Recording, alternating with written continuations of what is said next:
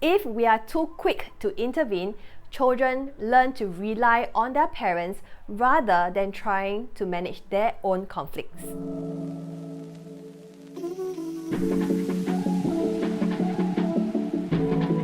Hi everyone, I'm Jacinth, a parenting coach and an ex-school teacher. I empower parents with research-backed positive parenting tips so that they can parent with calmness and confidence. I have taught thousands of parents through my online course, workshops, my parenting membership, through emails and social media, and I have transformed the lives of many families from chaos to calm. If you would like to learn these actionable tips as well, don't forget to subscribe to my channel and join my email list so that you can learn these bite-sized strategies that will help you along in your parenting journey. After the first child, we might dream of having another baby because we want to give our firstborn a playmate for life, and we thought that he would be really excited to have someone else to play with.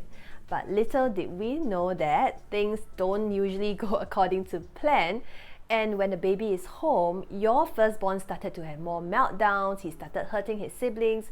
He tells you that he doesn't love the baby and that you have no more time for him, and you might wonder if you made a mistake. Firstly, I want to assure you that it's very normal for kids to argue, and it is not a reflection of your parenting ability. Children feel anxious when there is another child in the family. To them, the sibling is a competitor. Chances of survival have decreased because scarce resources have to be shared. In this case, the precious resources are your time and your attention. It is very hard for children to share their parents. In addition, children's brains are not fully developed to help them understand the concept of empathy, sharing, and emotion regulation.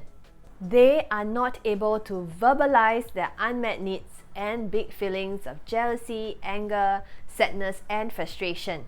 As a result, they express their feelings in other ways: name-calling, tattling, bickering, verbal and physical fighting, voicing out feelings of injustice and envy.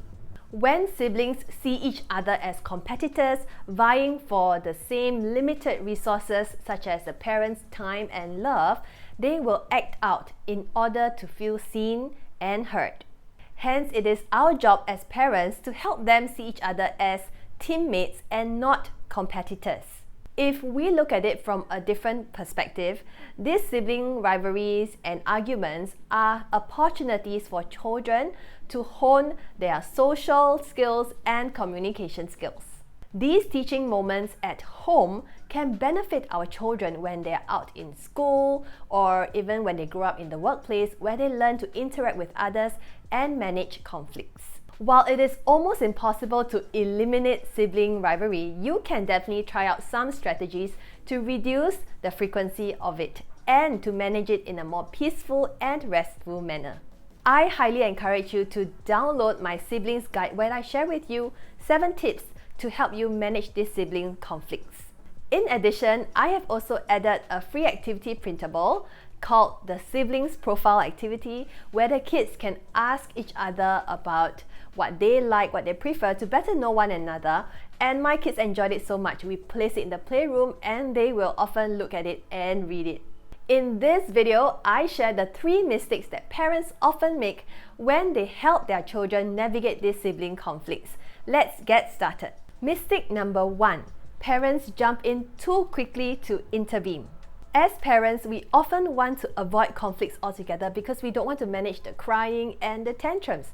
However, do you know that when you jump in too quickly, you are robbing your kids of opportunities to learn how to work things out on their own and to look for solutions to their problems? If we are too quick to intervene, children learn to rely on their parents rather than trying to manage their own conflicts.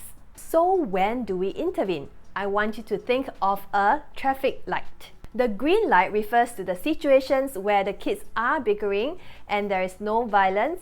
This is the time where you step back and just watch and listen. It's quite simple, isn't it? There is no need to jump in because you want to let the kids work things out on their own. Amber light is when things get a little bit more heated, and that is where, based on your instincts, you want to come in to guide them and scaffold them in their discussion in order to find solutions to their problems. Red light is when there is physical and verbal aggression. This is the time where you prioritize safety, you step in and separate the kids.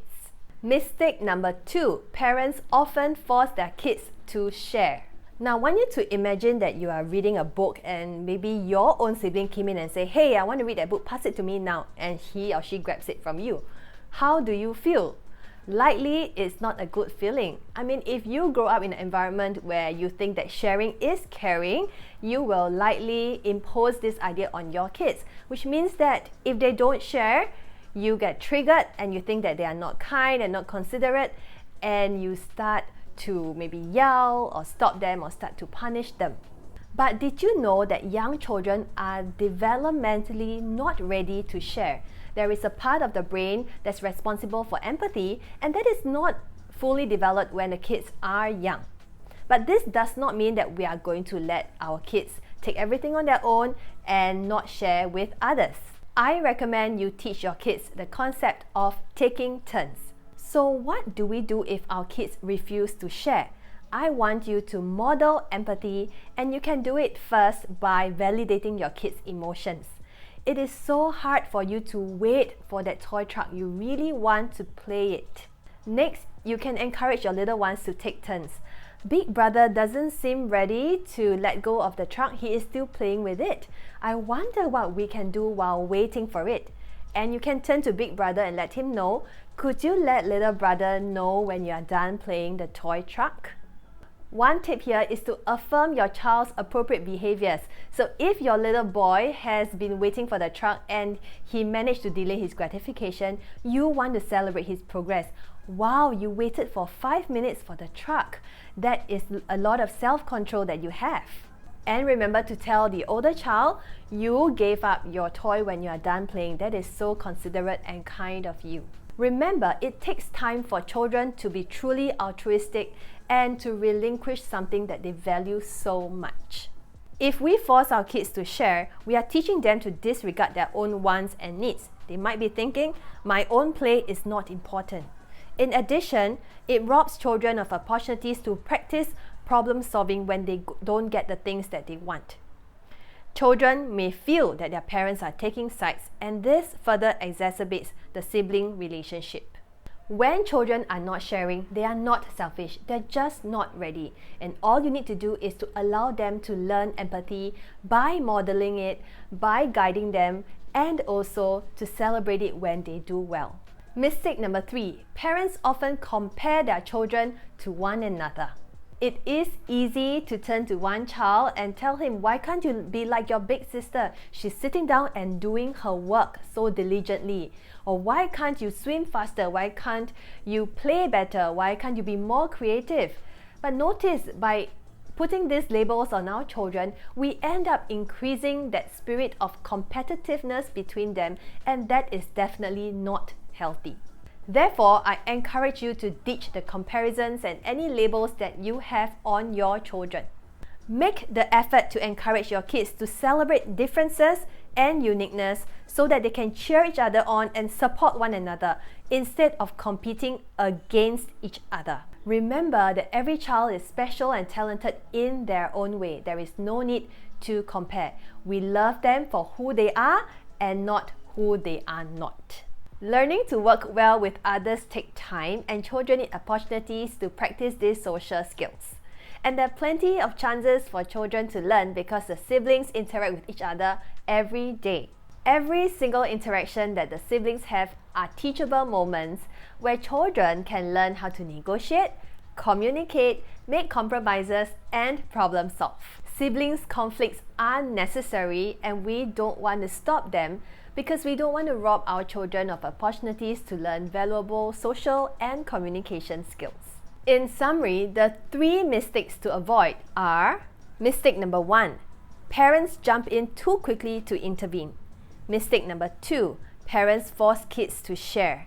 Mistake number 3, parents are often comparing their children to one another. Before you go, don't forget to download my free siblings guide where I give you 7 tips to help you manage siblings conflict like a pro. So I have included the link in the description below. Go over and click on it.